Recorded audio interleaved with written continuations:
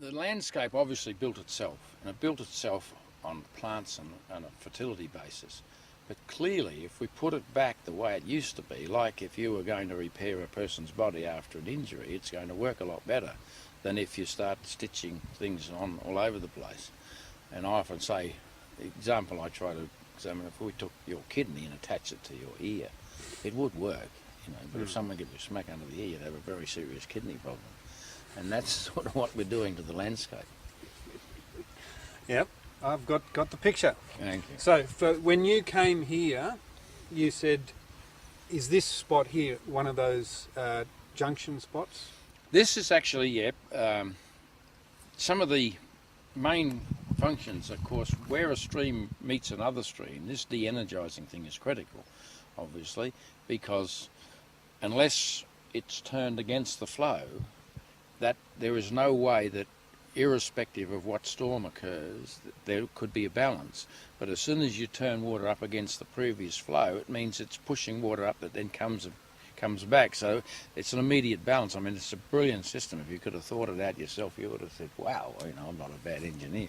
Yep. But this landscape had all that built into it, and we just ignored it. And, my hope is that we actually start getting bureaucrats, engineers, land managers, all understanding that we don't have to invent anything new. We have to learn how to manage it, we know how to build it. But even the way they're built is better than what we've been doing. Yes. So it's reading that landscape. Absolutely, and the plants working particularly. with it. Yeah. The plants are the engineers and the builders and the... What was the first process that you saw happening here? Was it these weeds? It's always... Weeds are... If we're trying to rehabilitate a landscape, weeds will do it 1,000 times faster than the tree. And a couple of cycles now, we didn't actually get good cycles of weeds just in this particular piece, so it's still a long way behind what we're looking at behind us.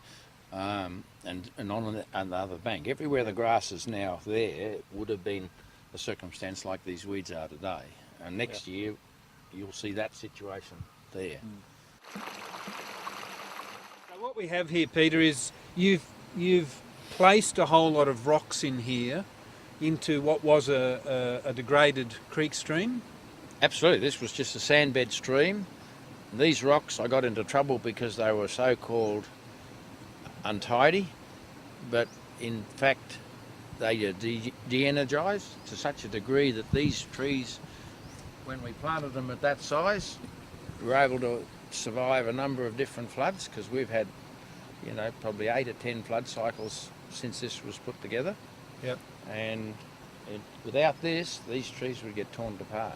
And what is happening, it's causing this water at that level to be so stirred up that it's got no energy, and then the big floods run on the top of that, you see. That's what we're looking at here, and you'll see a little pattern of it when we cross just another 10 yards away. Okay. What I find fascinating here is how much vegetation has been caught in these rocks here. We can see like a little beaver dam here of twigs, and it's full of ash and charcoal and eucalyptus and all sorts of things that have been caught there. So what's the process that's going through there? Well, I like to quote a scientist, Hakai Tan, and he said the Australian landscape was a stepped diffusion system of broadacre hydroponics. It floated stuff to the high ground, it got caught on the high ground because that's where the energies meant the water was breaking away and leaving it.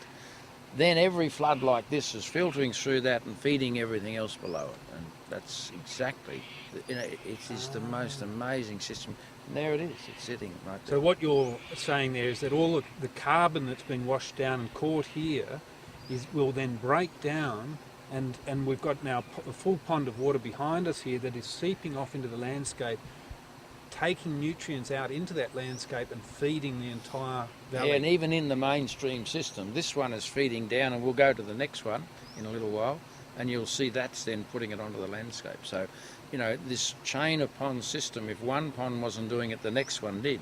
Okay. And as we design contour systems in the landscape, we just reproduce this process, which you see So here. in simple terms, instead of all that nutrient and all the water racing down in the drain that we had before is now caught here and feeding the whole landscape naturally. Yeah, we had this flood. You can go either side of this place, and virtually nothing was trapped.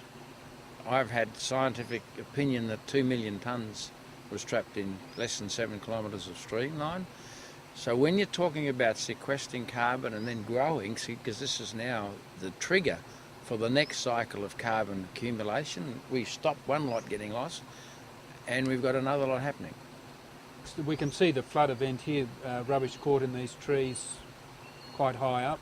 So the next flood event is going to actually slow the water down even more. Oh yeah.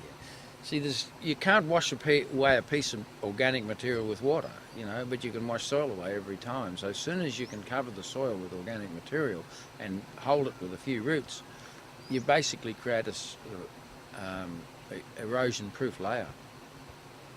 Stronger than any concrete.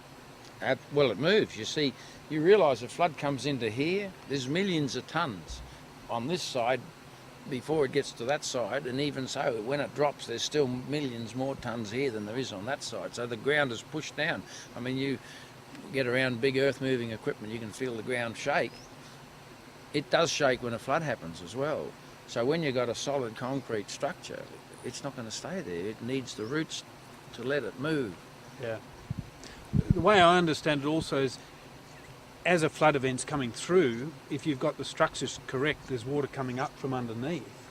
That's that is always protecting. That protects it as well. It prevents the grass from dying, and it's another de-energizing, because it's water against water, very slowly moving, but when the water goes over the top, just at that interface, both waters are going the opposite direction. So yeah, there is a de-energizing factor in that in-ground water.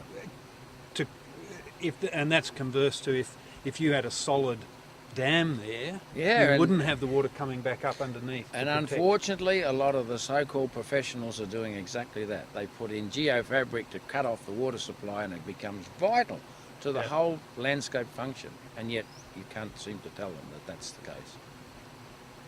We're hoping you can show us. I can show you, there's not a problem. We're looking at it here, and we can look at it in every site. There are no exceptions to that rule. Now, also in this structure, you've planted some willows. Yes. But they're not looking all that healthy right down in there, because they're getting grown out by the... Well, 3.5 years ago, this was all willows. 4 years ago, this was all willows. We did plant some of these older casuarinas, and they were not young trees. They were sort of 3 or 4 years old when we put them in. That's why it makes it look like... But they've just taken off, and now suddenly it's all casuarinas. And basically, you can see the willows are going to get wiped out, and I'll take you to examples where that is already more advanced. You haven't poisoned these willows? Or chopped them down? No, these fellas, I don't know what they do, but they can live in the root ball of a willow tree, and after 20 years the willow says, it's too hard for me, I'm giving up. But we'll go and see where there is a progression, amazing progression, where it does say, we all grew this year and we all grew this month, and so it goes through, and it's sitting there where they've all, a little rain event happens and a whole lot grow, and then another one and another lot grow, and so... Oh, let's go and have a look at that. Okay. That plant, from when it flowered to now, which is less than 10 days, will double its weight. Okay. So how can you convert that? You can't do that with a tree or anything, Yeah. And that plant can grow 12 feet high. And that's why people don't like it. And it'll do it it'll double its mass from a plant that was sort of 8 feet high to 12 feet high, and double its mass in 10 days. Yeah. And you see it's got an amazing leaf. It's very rough on the back. You can feel it. See how rough it is? Okay. That means it traps a lot of moisture, it traps a lot of atmospheric things. It's a processing factor because it's so rough. Yep. And it produces a smell that looks, you could walk into a hospital and smell it. All right. You'd think it was healthy just to smell it, wouldn't you? We spend $4 billion trying to get rid of plants like that. Okay. So what you're saying is that can take more CO2 out of the atmosphere and process it and set up an environment here for the trees to grow. Well, let me just show you. We do all this assessment in a proper scientific way, which is time and space. How much space is it occupying and how long is it occupying the space?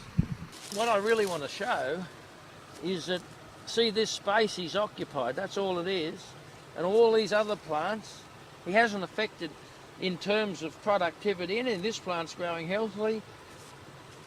That's not that, no, that's but see, these are all unaffected around him. So he hasn't actually taken up any space, he's just pushed them aside.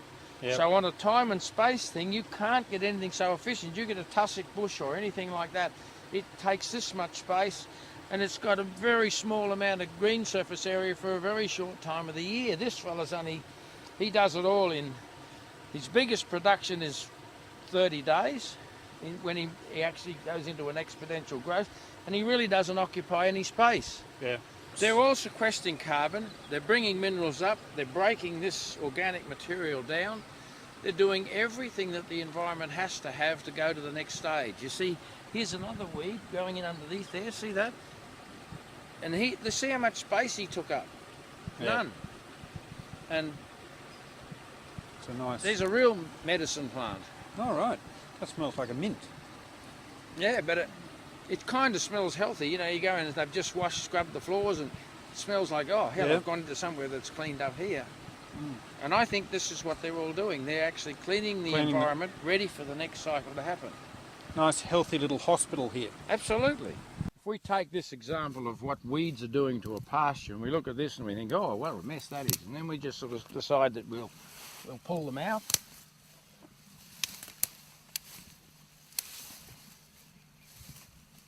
There's a few in the background. Martin, maybe you'll just pull those couple out.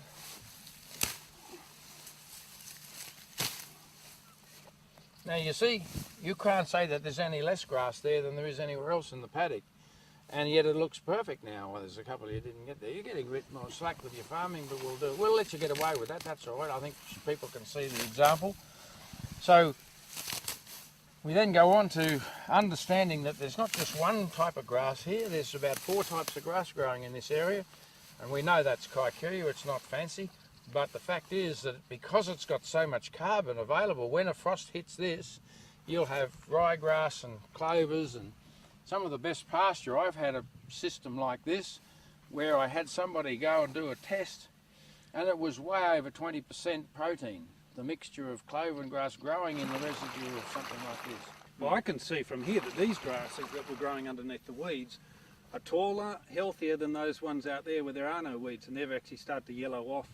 Oh, absolutely. You know, I mean, and it's everywhere. And the next really supporting piece, if you put cattle in the paddock where there are weeds, you very quickly find they eat all the area around the weeds first.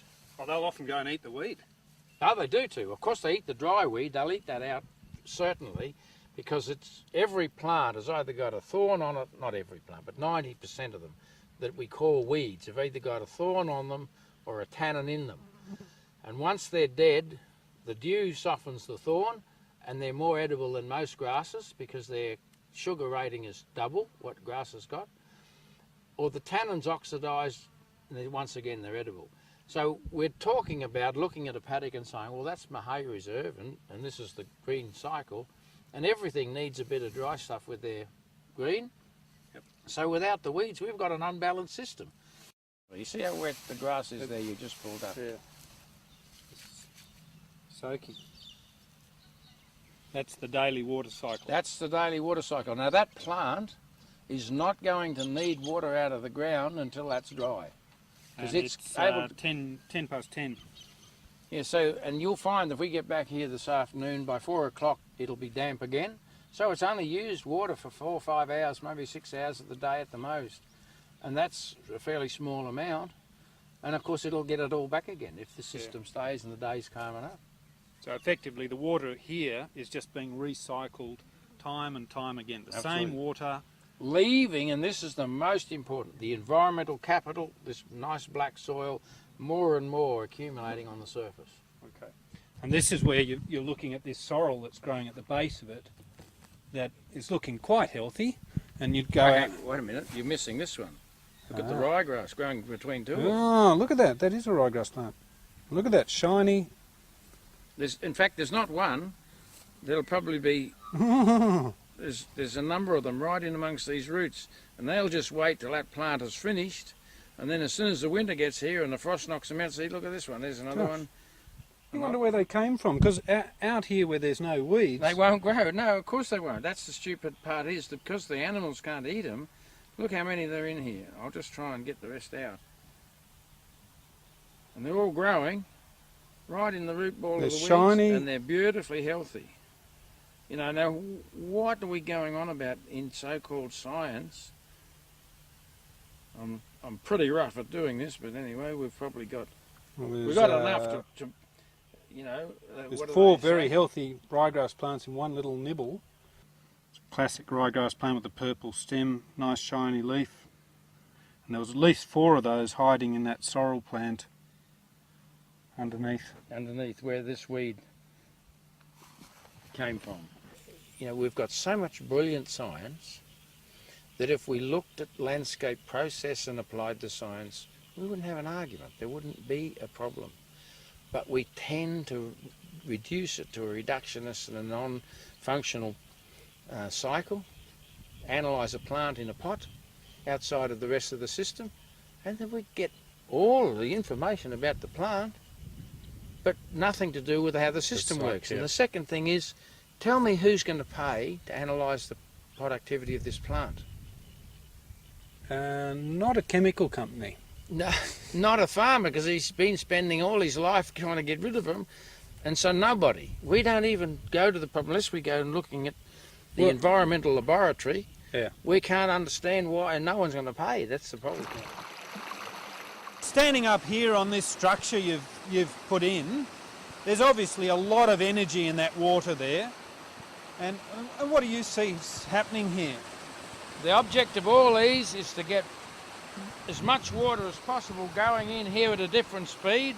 So as soon as it starts to link up, it just goes water against water, and you just go 2 yards and there it is sitting almost still. So unless you had that, this would roar through here and the plants wouldn't be able to withstand the force of that, particularly if it went on continuously. But clearly these plants won't be affected. So the secret's to having this water coming in on a different angle? As the flood rises, these patterns get more profound. You can't have just a single straight line. That's why all these lines are across the flow. Okay. And that means that as it rises, every bit of water that falls into that area is at a different speed. And that means that all the energy's dissipated like that pond demonstrates. It's just not going anywhere.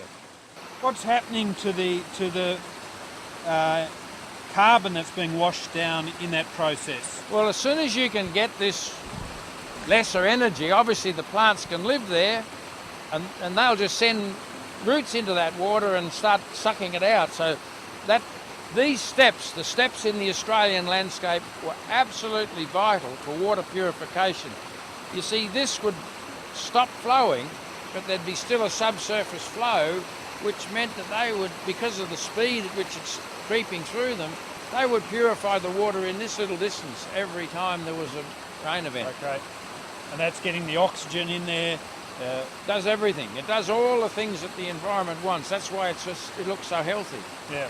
Well, we can definitely see from here that the plants below here are extremely lush, green, healthy, that even the weeds. Well, look at these young trees compared to the older trees. You know, they just look, I'm going somewhere. Yeah.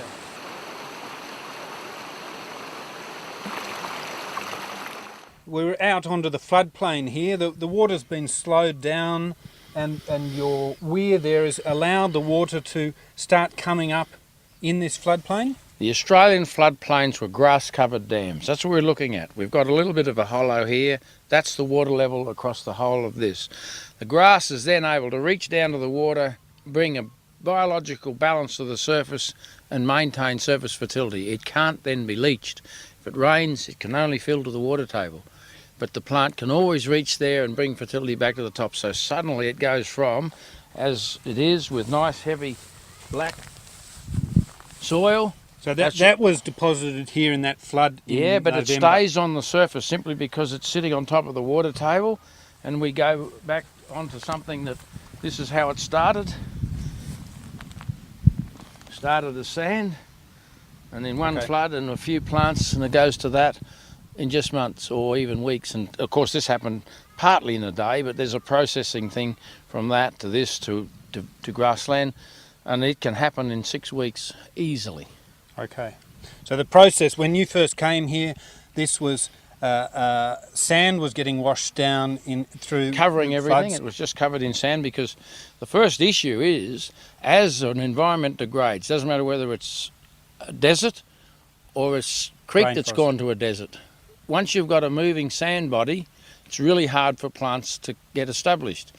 Once you can set a system up and stop the sand moving, then this is the result. Okay, so there was no nutrients in that sand. No. There was no water in the system because it was draining out. Yeah, this gets washed out like a putting it through a washing machine. All the organics gets washed out, and you can't stop it. As soon as you stop the sand moving, then it starts building organic matter, and the plants. And the steps that you went through were first by putting the rocks in the creek base. Absolutely, yep. Slowing the water down there, allowing it then to flood out across here. Yes.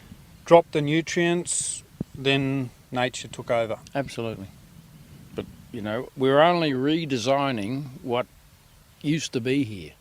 It is definitely not possible, I believe, to do much better than the Australian floodplain system used to be, you know. And I keep saying people think it's really expensive. But we must remember it happened automatically and cost nothing and required no management except letting the plants do the job. And we don't seem to be able to get to that today, to that understanding. We're here on some a very large amount of rubbish that's been picked up through the structure. Can you first start with the base structure that you did here? Well, really, this one was to demonstrate that it can all be done with vegetation, but there was 2 rows of rocks that I actually laid grass on, kikuyu grass and a few mixed grasses, and but they were set up in, you know, I often explain to you this pattern. Yes. They were set up in that pattern like the water so. flowed through them. Yes, yep. And so that allowed them to stay. I did plant reeds in a chain of ponds, so from here where we're standing to about 50 yards down, there's a natural miniature chain of ponds, wetland system. Like this would be exactly what Sturt talked about, being 50 miles wide and 50 miles deep. And of course, every flood event, this would happen at the head of the chain of the wetland. All the coarse vegetation and stuff would be filtered, or floating vegetation would be filtered out. Yep. And then, as you can see, the water is trickling through it and feeding the rest of the system. Okay. And so we've got now a massive weed starting to colonise. This is over a metre and a half deep now. This I can feel as we walk on it, it's very spongy. And now the weeds and that are growing, and obviously trees love it. They don't, and these have been buried. They've been buried a metre and a half or more, those willows. And it doesn't matter, there's a casuarina over there buried just as much. But it's got its roots in that mulch now, and so it's got enough oxygen to... Absolutely. See, it's standing in water, but it has got that roots, yeah. It has got that. So as they grow, the natives can do it, provided there's a lot of mulch. Yeah. As soon as we take the mulch out of the system and they are caught at water level and they don't have those roots in the air... The roots can't breathe. That's right, and okay. Then they go.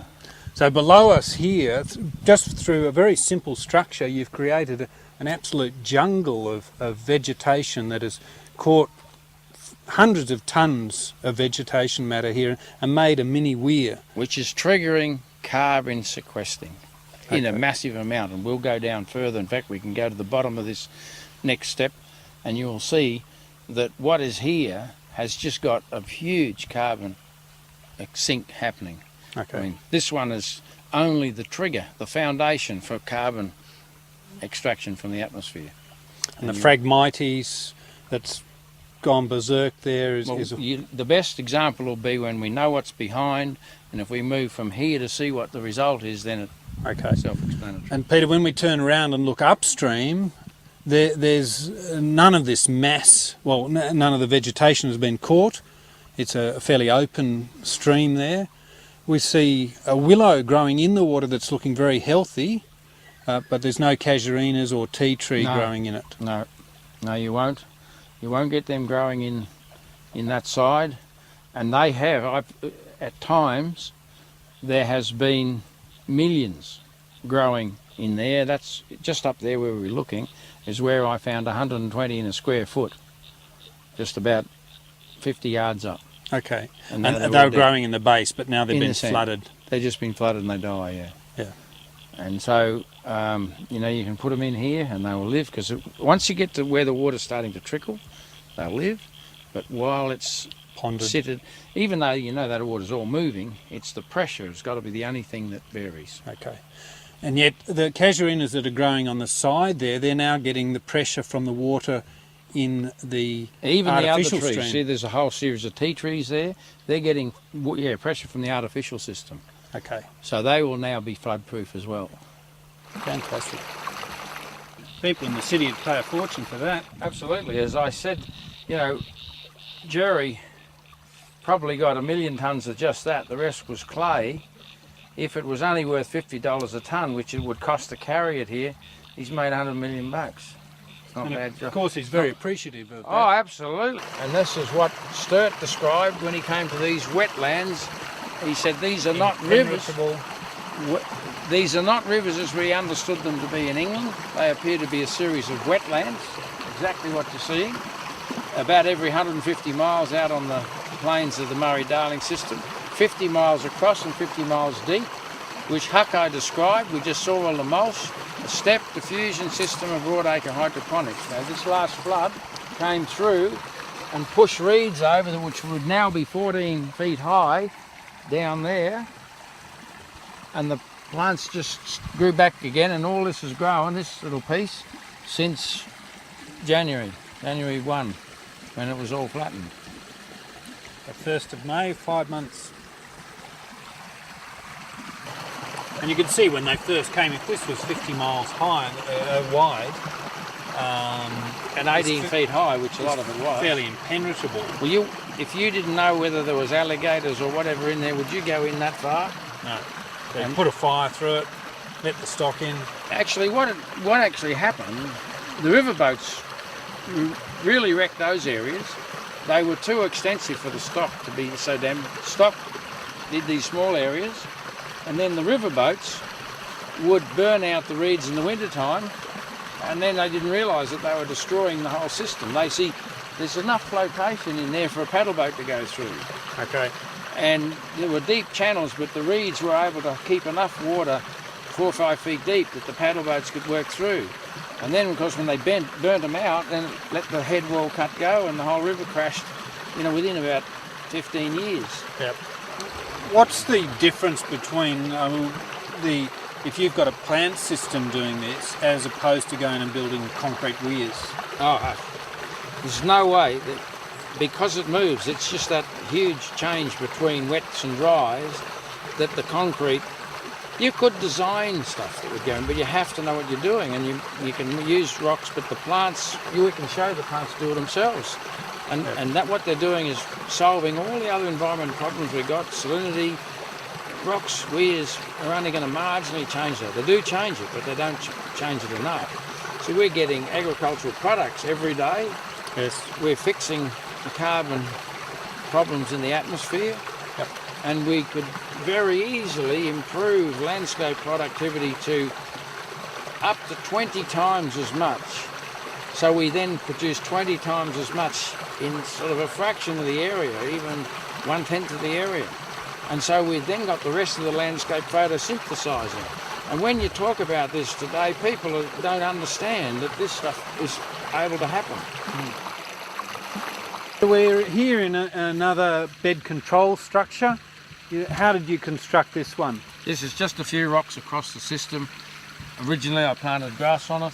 You see the clovers, everything's growing in here. Few willow trees there and there.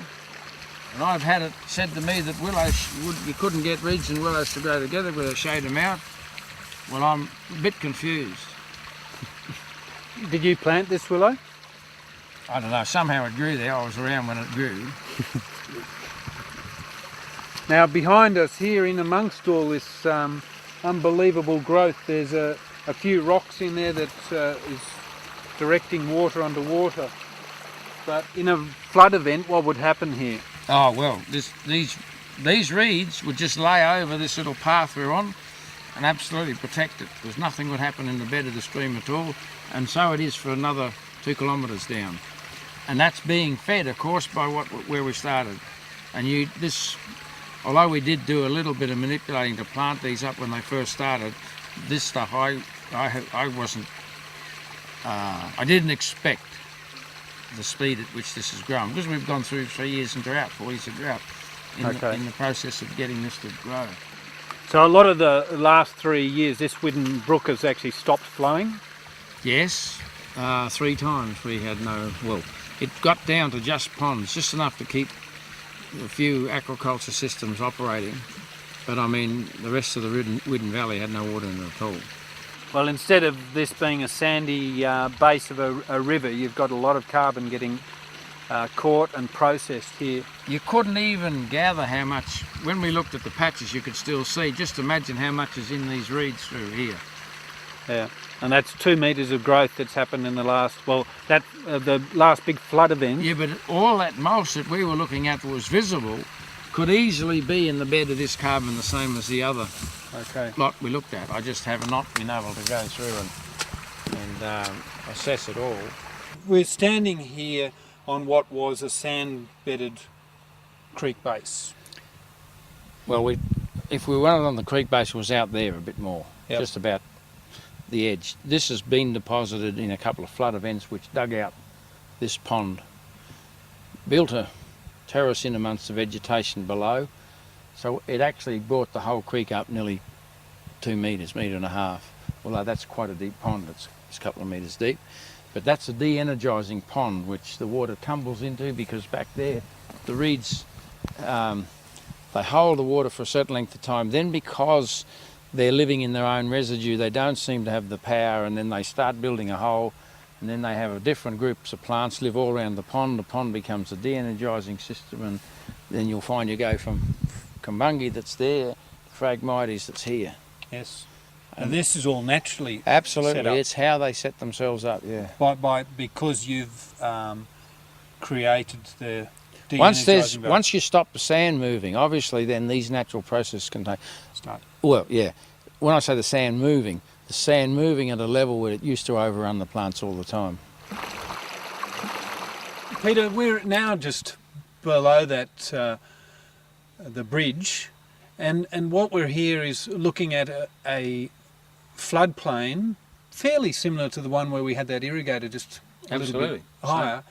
But the difference is here it's all lush. It's actually had to be mown, and the grass and weeds were getting that high. And you've got your takeoff runnel bringing water higher into the landscape.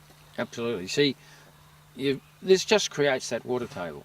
Once the water table's there, the change is dramatic, the costs are nil, and the productivity goes up tenfold. And this is actually a point where it's actually spreading even wider, and when we get 50 yards from here, it's actually right on top of the floodplain, this same water, whereas, we're looking back there, it was stepped right down. So where we're sitting here, the water now is probably 2 metres above where it used to be? 2 metres above the bed level, easy. It's a bit more, it's 2, nearly 3. And when you've built this structure here, there's not a drop in the gradient, you've got it level? Yes, it is. There's a little bit of a drop right at the top end because we have a restricted area to get it out. So there's a little bit of a drop there, but once it's flat, the wider you have it, the more water can move in the top layer, and that's the piece that even if the contour itself is a metre deep, it means there's a metre fall because it can drain out. It's just what you, how you design the exit of it. How much. And along that contour bank, you've got areas on the curves that if there's a flood event, they can flood out. If there's a major storm event that overloads the high banks, yes, it floods out at these points, so we can run with a freeboard of in just a few inches. Peter, we started off early this morning and we started off on a babbling brook up the top there, that roar of water going over your first structure. We get down here and I'm going, well, where's the water? The sponge is still filling. Right. That's all it is. Well, it's phenomenal. I mean, we've just walked through this 3 stages of casuarinas. We can see these tiny little nursery ones here, 100 mils or so high. A couple of years ago's growth and 50 years ago's growth. And then when we pan down there, we see what it all was like. That's right. That's what it was all like, yep. In fact, there's still residual fertility getting through this, and so that's got a lot more grass. If you just go another 5 or 6 k's down the creek, it'll be just sand. There'll be no grass. Just a wide open sandy stream, yeah. Stream. Well, there ain't no water here.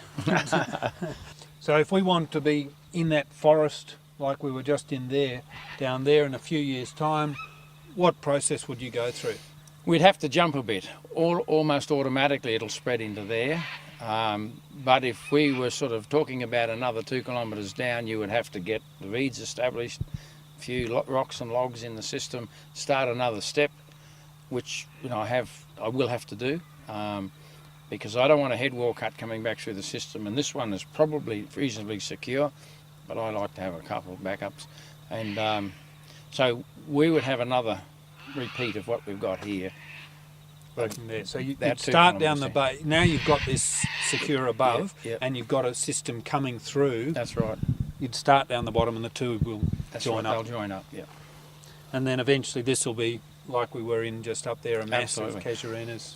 The main thing is that this will grow, like we were looking at how dramatically it's grown.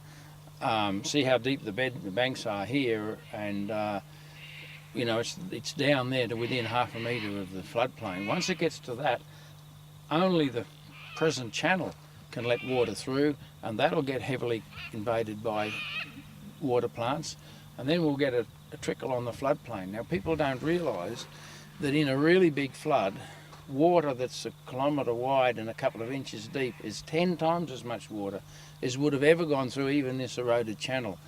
And we get fussed about putting a few trees in an eroded channel, probably change the potential by 10 or 15% at the most, usually only 3 or 4%, even willows in a stream. What we never realise is just how much water is involved in those floods that flood everybody. Yeah.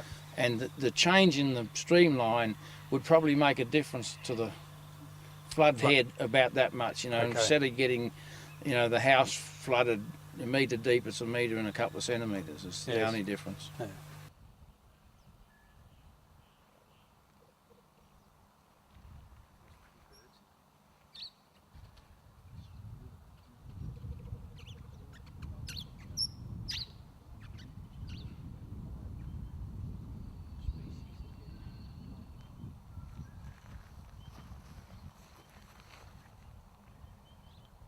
Well, I think it's great that the water did get through here,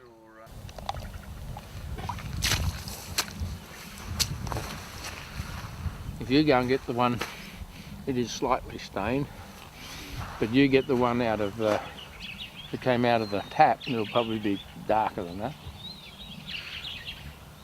And that water was quite stained in the ponds just up there before it flowed through. It's a lot better than the water we're getting out of the tap, because see it's coming from 18 feet down. You couldn't tell that from...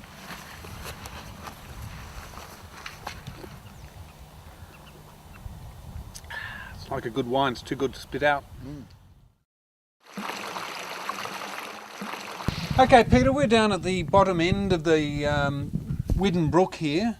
We're maybe 10 kilometres below Barramul. Yeah, we're actually less than a kilometre from the junction with the Goulburn River.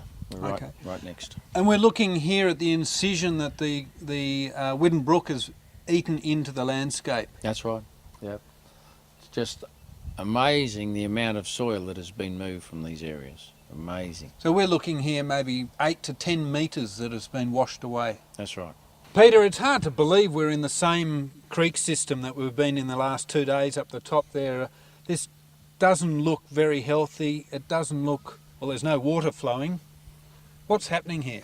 Well, we've gone from a part of what Australia was a magic country to where it's become what it's becoming. And unfortunately, I've travelled from Avoca to Townsville in the last 2 weeks, and this is some of the best of it. So all the stories of the death of a system and the regrowth of a system is written in Barramul as clearly as any I'd ever want to see. And you've got aerial photographs and photographs of the Barramul system looking exactly like this. Absolutely, yep.